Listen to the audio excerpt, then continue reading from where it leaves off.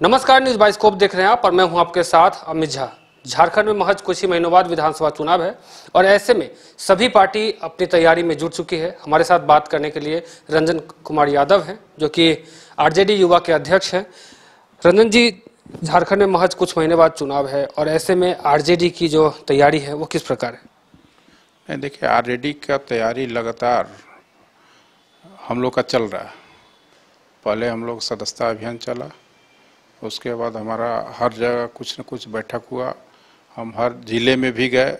अगर यूथ का लेंगे तो यूथ का भी हमारा पूरे जिले में 24 जिला है। 24 जिला में हमारा यूथ का संगठन पूरी तरह बना हुआ है। और संगठन बना हुआ मतलब सिर्फ जिला लेवल तक नहीं, हमारा बूथ स्तर तक संगठन बना हुआ है। अब बूथ स्तर पे हम बना के अपने बूथ स्तर के मीटिंग भी कर रहे हैं। और हम लोग आगे जो चल रहा है, आगे हम लोग का जिला सम्मेलन होना है। तो अभी हम लोग को 8 तारीख को जमशेदपुर में है, आदित्यपुर में, वो 2 जिला का हम लोग वहाँ कार्यकर्ता सम्मेलन करेंगे, जिसमें सरायकेला और जमशेदपुर रहेगा। उसके बाद फिर आगे का हम लोग प्लान बना रहे हैं। आगे फिर हम लोग चतरा हुआ, लातेहार हुआ, गढ़वा हुआ, पलामू हुआ, ये सब जिले में हम लोग सम्मेलन शुरू करने जा रहे हैं। क्योंकि राष्ट्रीय जनता दल का जिस तरह से जनाधार है, खासकर आप पलामू प्रमंडल ले लें, चतरा ले लें, कोडरमा, गोड्डा, देवघर, और उसके अलावा हमारा जमशेदपुर भी है। तो इस तरह से हम लोग सभी 81 सीटों पे तैयारी भी कर रहे हैं और हमारे कार्यकर्ता हर जगह पूरी लगन और मेहनत के साथ काम कर रहे हैं। कितने सीटों पर तैयारी चल रही है जिस पे आरजेडी की नज़र है, जो वो डिमांड करेगी?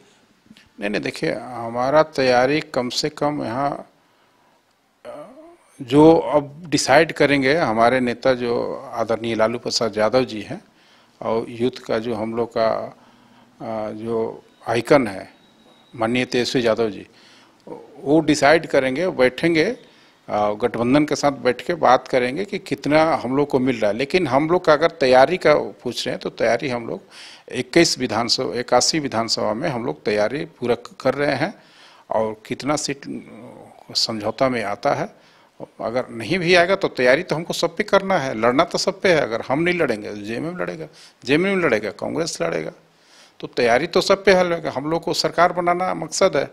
फिर से हम लोग को जो इंडिया गठबंधन की यहाँ सरकार है और फिर से बनेगी, उसी मकसद के साथ हम लोग तैयारी कर रहे हैं। तो सीट का डिमांड जो है वो आरजेडी का वो कितना है? देखिए, डिमांड हम लोग का जो डिमांड है, जो हमारा परंपरागत सीट रहा है, वो पलामू प्रमंडल में है, चतरा में है, गिरिडीह में कुछ है, माने तो देवघर है, कोडरमा है, सब मिला के हम लोग को 22 सीट का हम लोग को डिमांड है कि 22 सीट हम लोग को मिले। और 22 सीट पे हम लोग मजबूती के साथ लड़ेंगे और जीतेंगे।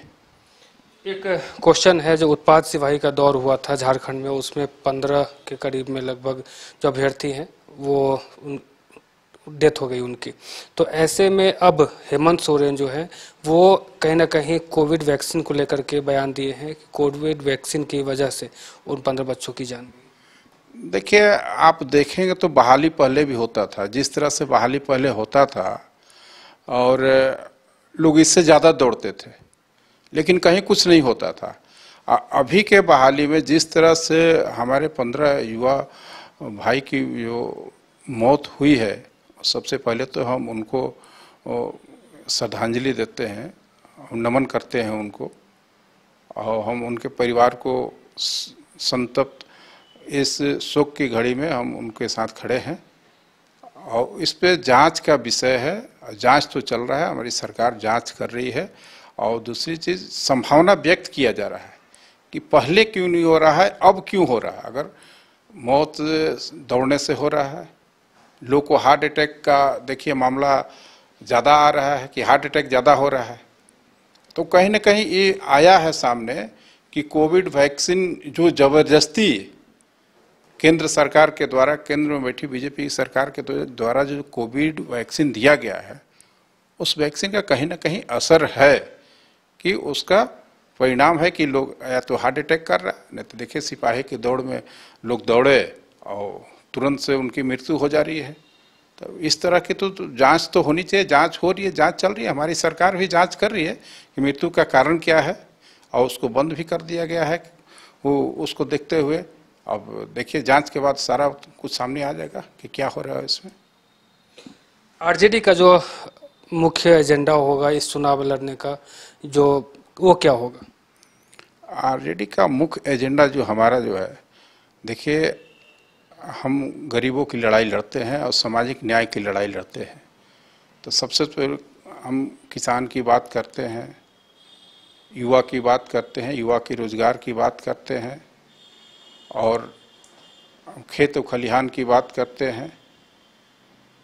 गरीबों को रोटी चाहिए, कपड़ा चाहिए, मकान चाहिए, उसकी बात करते हैं। वो सब हमारा मुद्दा रहेगा और मुख्य मुद्दा जो रहेगा हमारा रोजगार रहेगा कि युवाओं को रोजगार चाहिए।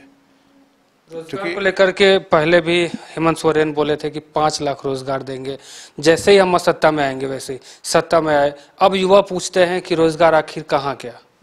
नहीं, रोजगार तो दे रहे हैं। आप देखेंगे कि हर जगह हर जिले में घूम घूम के उन्होंने रोजगार दिया लोगों को, चाहे जिस रूप में दिया। अभी बहुत सारी योजनाएं आई है, युवा के लिए आई है और युवा को जो बेरोजगारी भत्ता है वो दिया जा रहा है। और इसके बाद भी पहल चल रहा है, हर सेक्टर में वैकेंसी का जो मामला है उसको लाया गया है, उसमें वैकेंसी निकाला जा रहा है। तो ये सब मामला चल रहा है। लेकिन केंद्र सरकार बताए कि केंद्र सरकार जो 2 करोड़ रोजगार बोला था हर साल, वो 2 करोड़ रोजगार हम लोग तो उसका हिसाब मांगेंगे कि 2 करोड़ रोजगार कहाँ गया, 2 करोड़ रोजगार क्यों नहीं मिला।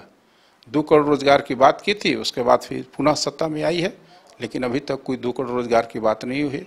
तो हम युवा की तो बात करेंगे, युवा को रोजगार चाहिए।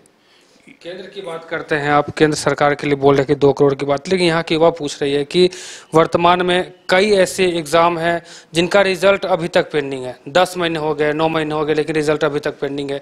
जैसे CCL का एग्जाम जो है बार बार उसको टाला जा रहा है। JPSC का एग्जाम हुआ, अब रिजल्ट के लिए जब की बारी आई तो पता चला कि अध्यक्ष जो है वो चेंज हो गए, अभी अध्यक्ष की नियुक्ति नहीं हो पाई। तो ऐसे में कहीं ना कहीं युवा तो काफ़ी निराश हैं।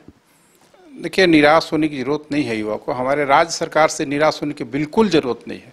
राज्य सरकार उस दिशा में काम कर रही है और उसका रिजल्ट जल्द आएगा सबके सामने। और ऐसे नहीं कि हम वादा किए तो वादा पे हम उससे मुकर रहे हैं। हम वादा किए हैं कि देंगे 5 लाख रोजगार। तो अगर दूसरे सेक्टर में मान लीजिए तो हमारे हर जगह जा के जो हमारे मुख्यमंत्री जो है वो रोजगार जो दिए हैं लोगों को, और बाकी जो गवर्नमेंट सेक्टर में है वो सब में चल रहा प्रक्रिया है। उसमें कुछ न कुछ कहीं से आ जाता है जिसके कारण फंस जाता है, तो वहाँ रोक दिया जाता है। लेकिन वो रोजगार सबको मिलेगा, रोजगार अब जल्द ही सबको सेटल किया जाएगा। तो ये थे हमारे साथ रंजन यादव। इनका साफ तौर पे कहना है कि युवा निराश ना हो, रिजल्ट की प्रक्रिया हो या फिर वैकेंसीज की जो प्रक्रिया है वो लगातार जारी है। अब देखना यह दिलचस्प होगा कि युवा की बात करने वाले सभी जो नेता हैं अब उनके लिए क्या कुछ कर पाते हैं और आगामी विधानसभा चुनाव में इनका मुद्दा जो है वो कितना अहम हो पाता है। फिलहाल मुझे और हमारे सहयोगी राजबलम को दीजिए इजाजत। देखते रहिए न्यूज़ बाय स्कोप। धन्यवाद।